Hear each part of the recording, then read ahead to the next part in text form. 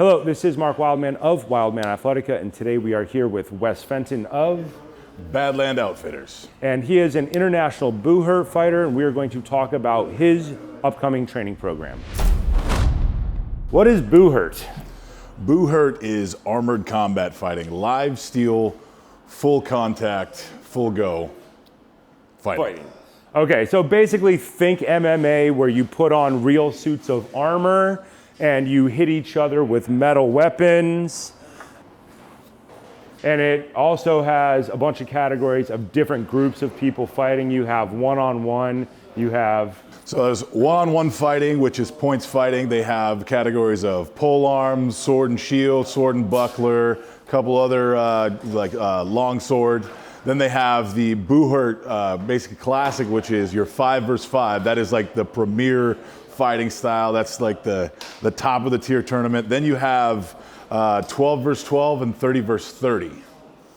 So it's generally the most insane thing you're probably going to see in any type of modern sports. Guys in full armor hitting each other with metal weapons as hard as possible. As hard as we possibly can. As hard as they possibly can in groups. So it is the hardest modern sport that I have ever seen. People are hitting each other as hard as physically possible. With real metal weapons. They are wearing armor for the most part that they construct and or buy or build themselves. Mm-hmm. Wes, you build your own armor? For the most part, yes.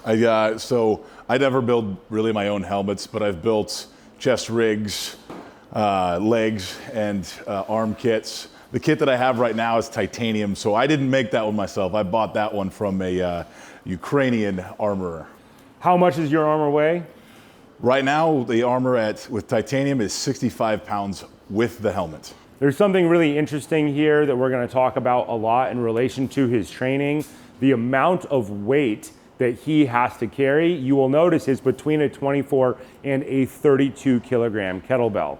So there's a reason that people lift specific weights for endurance strength training.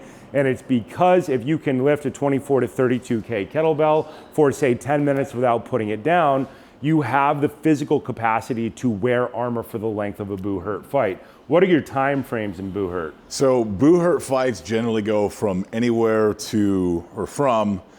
30 seconds to 10 minutes long in the 5 versus 5 fighting. Now, in pro fighting, which is basically MMA with sword and shield, that can go from just like same as MMA. So it's 5 3-minute rounds, or you go 5 5-minute rounds for your international level. And how many injuries have you sustained? Because this is really important when it comes to program design. So dozens of injuries. So I've broken my clavicle. I was at a Russian tournament called the Dynamo Cup. Broke my clavicle. I've got my knee kicked backwards. I've got my fingers chopped off, which was probably one of the most brutal injuries. Didn't even know that I had done that, and I just kept fighting because my gauntlets, your gloves, didn't show that it was cut. I have the worst. I think the worst injury that's still affecting me today is my elbow. My elbow was hyperextended to the point where my hand touched my elbow, and to this point, I cannot move my elbow past that right there. So this is key. We're working on his training program right now, and the weights that we are using are limited because everything that we are doing is about his elbow. So we train the whole body as a unit. We're going to talk a lot about this coming up with a bunch of different videos. Training that elbow to try to retraction out as opposed to compress an elbow. If you go to the gym, you tend to get on machines, you tend to compress joint structures. What we are trying to do is retraction out that arm because his arm has healed into kind of a bent line. So a bunch of stuff needs to be modified and worked on. We need to have specific mobility, obviously for neck because you get hit in the head a lot, super hard. You're carrying a helmet, neck mobility, and then working our way down. Shoulder mobility, hip mobility are always our most important things. But then we are going to be working on loading his elbow a small bit at a time in order for the joint inside to start to readapt to trying to be long. It's going to be a long training program because you don't have any fights coming up now. So we can take the time in order to try to do it the best way we possibly can. About a year out till I'm going to get back in full swing. So we have a full So year we have rehab. a full year. So we're going to work with light weights. Adjustable kettlebells are going to be key in this so that we can micro load kettlebells like we micro load barbells. We have a bunch of stuff that we're working on with that, but we're going to have a basic program, which is going to have a ton of crossbody stability in it. Single clean and press for sure, because we need all of that in order to work on overhead extension and extension of the elbow. We're going to have double kettlebell training in here because getting kettlebells the weight of the armor and then going double that puts the weight of your armor at 50%, and we're going to work on a long progression to get up to that. Focusing on our squat mobility. The lower we can get in our squat, the less likely we are to get hurt when we get slammed, because Buhurt fighting also involves jiu-jitsu the original way that it was, which is throwing people in armor with weapons. A lot of judo. So jiu-jitsu was originally two guys in armor closing weapons, getting inside range and throwing. That became judo, it became a sport thing. Then we came back to jiu-jitsu and it became BJJ, which was just the ground technique of fighting on the ground. But original jiu-jitsu had 8 wazas or 8 techniques that was clash, close, break people inside of armor and stab them in the eye, that kind of thing. So that stuff still exists in Buhurt. So making sure that we have the spinal mobility to get thrown in armor and absorb force is something that we're going to be talking about a lot. So this is an interesting thing.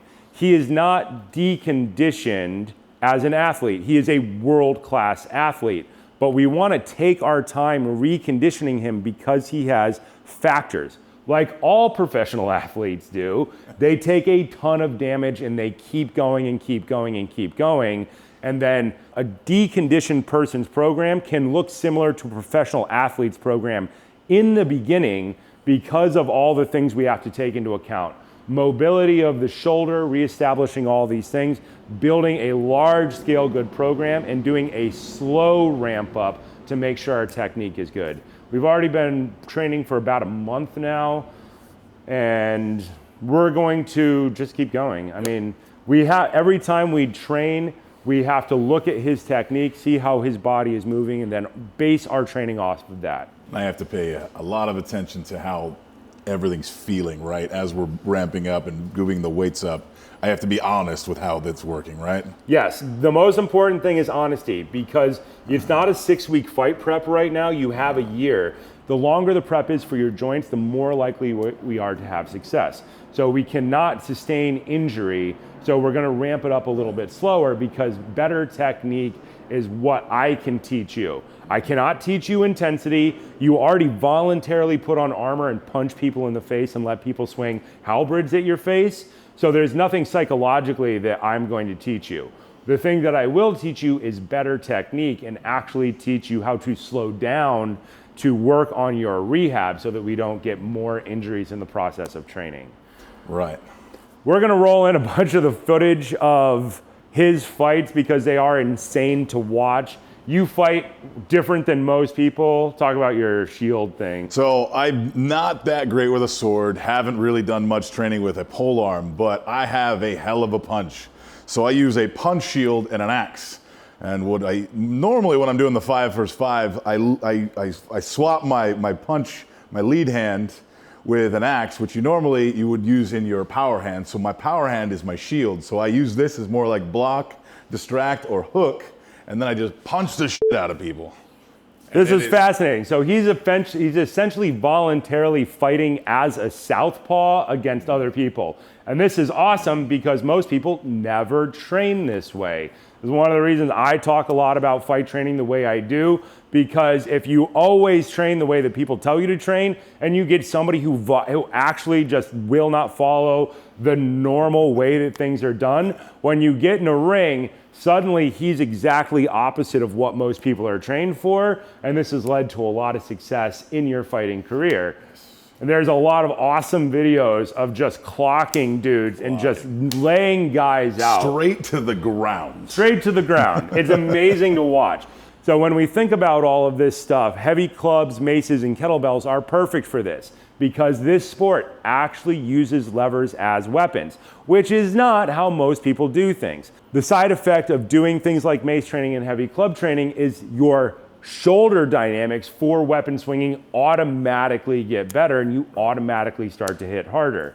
So we're going to talk about the whole giant layout of this program, and this is going to become a year-long thing where we're working on this. Start light. Make sure we don't re-injure. Observe how things are moving.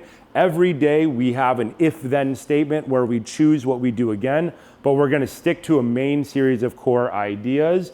We have core lifts that we have to do, and we have a giant mathematical progression to do them. And the goal is to get up to it in about a year. But in about 6 months, we will move from pure technique training into more types of conditioning training. But for the first 6 months, we're just gonna work on this technique stuff. Strength building and conditioning. Strength building, conditioning, shoulder mobility, because as that elbow gets hurt, that shoulder moves less. That affects the spine, that affects the hip, that affects the leg. So the more time we can take to get this stuff back in line and in order, the better off our long-term outcome will be. Awesome. Thank you so much, Wes. All right. Right? Looking forward to more of this. Right? More training, lift weights, do stuff.